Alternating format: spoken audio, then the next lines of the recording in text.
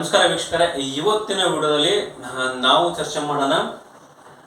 Last ವಿಡಿಯೋದಲ್ಲಿ ನಿಮಗೆ ತೋರಿಸಿದ್ದೆ ನಾನು ಏನಪ್ಪಾ ಅಂತಂದ್ರೆ ಆರ್ಮೋಲ್ ಡೌನಿಂಗ್ ಪರ್ಫೆಕ್ಟ್ ಆಗಿ ಯಾವ ರೀತಿ ಮಾಡಬೇಕು ಮತ್ತು ಯಾವ ರೀತಿ ಮಾರ್ಕಿಂಗ್ ಹಾಕೋಬೇಕು, ಸಮಸ್ಯೆ ಎಲ್ಲೆಲ್ಲಿ ಬರುತ್ತೆ ಅಂತಕ್ಕಂಥದ್ದು ಡೀಟೇಲ್ ಆಗಿ ನಿಮಗೆ ತೋರಿಸಿದೆ. ಒಂದು ಲಾಸ್ಟ್ ಮಂತ್ ವಿಡಿಯೋ ನಿಮ್ಗೊಂದು ಪರ್ಫೆಕ್ಟ್ ಶರ್ಟ್ ಕಟಿಂಗ್ ಯಾವ ರೀತಿ ಮಾಡೋದು ಅನ್ನೋದ್ರ ಬಗ್ಗೆ ಲಾಸ್ಟ್ ವಿಡಿಯೋ ಒಂದು ಶರ್ಟ್ ವಿಡಿಯೋ ನಿಮಗೆ ಅಪ್ಲೋಡ್ ಮಾಡಿದ್ದೆ. ಅದರ ಬಗ್ಗೆ ಸ್ವಲ್ಪ ಡೌಟ್ ಇದೆ, ಅದನ್ನ ಕ್ಲಾರಿಟಿ ಮಾಡೋಣ ಅಂತ ವಿಡಿಯೋ ಮಾಡ್ತಾ ಇದ್ದೀನಿ.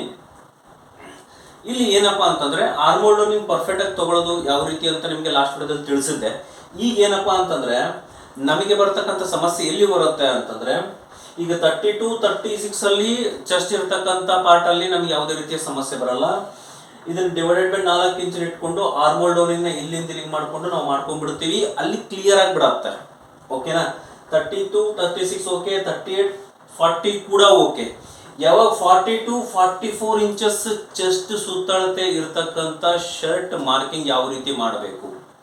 ಯಾಕೆ ಅಂತಂದ್ರೆ 42, 44 ಅಂತಂದ್ರೆ ಡಿವೈಡೆಡ್ ಬೈ 4 ಮಾಡಿದಾಗ ನಮಗೆ ಬರತಕ್ಕಂಥದ್ದು 42 ಮಾಡಿದ್ರೆ 10.5 ಇಂಚ್ ಬರುತ್ತೆ, 44 ಇಂಚ್ ಮಾಡಿದಾಗ 11 ಇಂಚ್ ಬರುತ್ತೆ. ಇದನ್ನ ಲಾಸ್ಟ್ ವಿಡಿಯೋದಲ್ಲಿ ನಿಮಗೆ ತಿಳಿಸಿದ್ದೆ ಯಾವ ರೀತಿ ಮಾಡಬೇಕು ಅಂತೇಳಿ.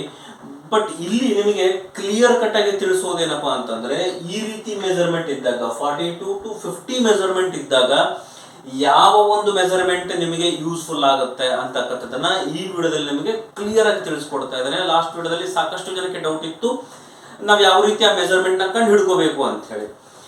ಈ ವಿಡಿಯೋದಲ್ಲಿ ನಿಮಗೆ ತಿಳಿಸ್ತಕ್ಕಂಥ ಮಾಹಿತಿ ಏನಪ್ಪಾ ಅಂತಂದ್ರೆ, 42, 50 ಇಂಚಸ್ ಇರತಕ್ಕಂಥವ್ರಿಗೆ ಇದು ಸ್ಲೀವ್ ಡಯಾಗ್ರಾಮ್. ಓಕೆನಾ?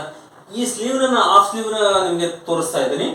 ಸೊ ಇಲ್ಲಿ ನಮಗೆ ಡಿಸ್ಟೆನ್ಸ್, ಇದು ತೋಳಿನ ಸುತ್ತಳತೆ ಅಂತ ಹೇಳ್ತೇವೆ. ಅಂದ್ರೆ ನಮಗೆ ಈ ಭಾಗ ಏನ್ ಅಟ್ಯಾಚ್ ಆಗಿರುತ್ತೆ, ಈ ಭಾಗದಿಂದ ಹಿಡಿದು ಇಲ್ಲಿ ಅಂದ್ರೆ ಈ ಡಿಸ್ಟೆನ್ಸ್, ಓಕೆ, ಇಲ್ಲಿಗೆ ಅಟ್ಯಾಚ್ ಆಗಿರುತ್ತೆ. ಈ ಡಿಸ್ಟೆನ್ಸ್ ಇರತಕ್ಕಂತಹ ಸುತ್ತಳತೆ ಮೆಜರ್ಮೆಂಟ್ ನಮಗೆ ಏನ್ ಬೇಕಾಗುತ್ತೆ, ಆ ಮೆಜರ್ಮೆಂಟ್ ಇಂದ ನಾವು ಈ ಮೆಜರ್ಮೆಂಟ್ ನ ಹಾಕೋಬೇಕಾಗತ್ತೆ. ಯಾವ ರೀತಿ ಅಂತಂದ್ರೆ, ಈ ಸುತ್ತಳತೆ ಬಂದು ಚೆಸ್ಟ್ ಭಾಗ ಎಷ್ಟೇ ದೊಡ್ಡದಿರ್ಲಿ, ಅಂದ್ರೆ ಈ ಭಾಗ ಚೆಸ್ಟ್, ಈ ಭಾಗ ಎಷ್ಟೇ ದೊಡ್ಡದಿರ್ಲಿ, ಅವ್ರಿಗೆ ಈ ತೋಳಿನ ಸುತ್ತಳತೆ ಏನಿರುತ್ತೆ ಇದು ತುಂಬಾನೇ ಇಂಪಾರ್ಟೆಂಟ್ ಆಗುತ್ತೆ.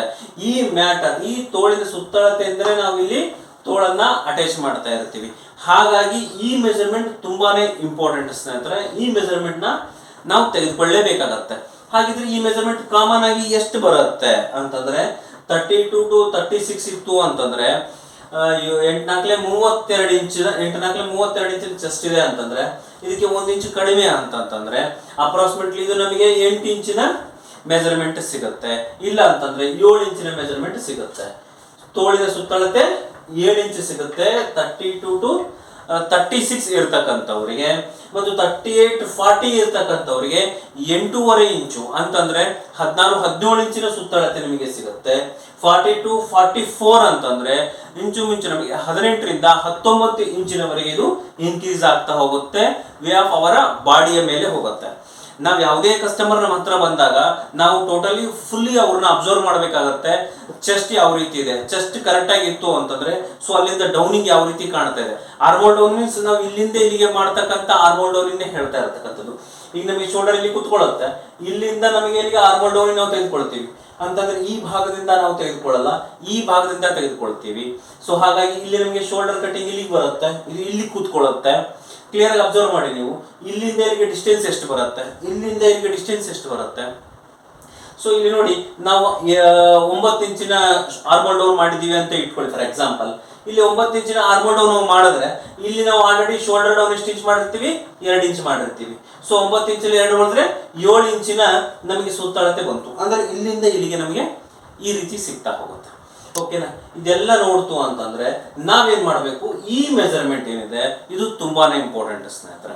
42, 44 ಇಂಚಸ್ ಇರ್ತಕ್ಕಂಥ ಸುತ್ತಳತೆವರೆಗೆ ಏನಾಗುತ್ತೆ ಅಂತಂದ್ರೆ ಈ ಮೆಜರ್ಮೆಂಟ್ ಕಡಿಮೆನೂ ಬರ್ಬೋದು, ಹೆಚ್ಚು ಬರ್ಬೋದು. ಅಂತಂದ್ರೆ ಇಲ್ಲಿ ನಾನು ಹೇಳಿದ್ದೆ ನಿಮ್ಗೆ ಸುತ್ತಳತೆ 18 ಇಂಚ್ ಬರ್ಬೋದು, 19 ಇಂಚ್ ಇರ್ಬೋದು.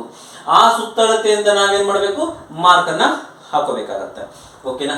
ಇದಾದ ನಂತರ ತುಂಬಾನೇ ಇಂಪಾರ್ಟೆಂಟ್ ವಿಷಯ ಏನಪ್ಪಾ ಅಂತಂದ್ರೆ, ಇಲ್ಲಿಂದ ಇಲ್ಲಿಗೆ ಕ್ಯಾಪ್ ಹೈಟ್ ಅಂತ ಏನ್ ಹೇಳ್ತೀವಿ, ಓಕೆನಾ, ಇಲ್ಲಿಂದ ಇಲ್ಲಿಗೆ ಈ ಕ್ಯಾಪ್ ಹೈಟ್ ನ ಯಾವ ರೀತಿ ಡಿಸೈಡ್ ಮಾಡಬೇಕು ಅದು ತುಂಬಾನೇ ಇಂಪಾರ್ಟೆಂಟ್ ಸ್ನೇಹಿತರೆ.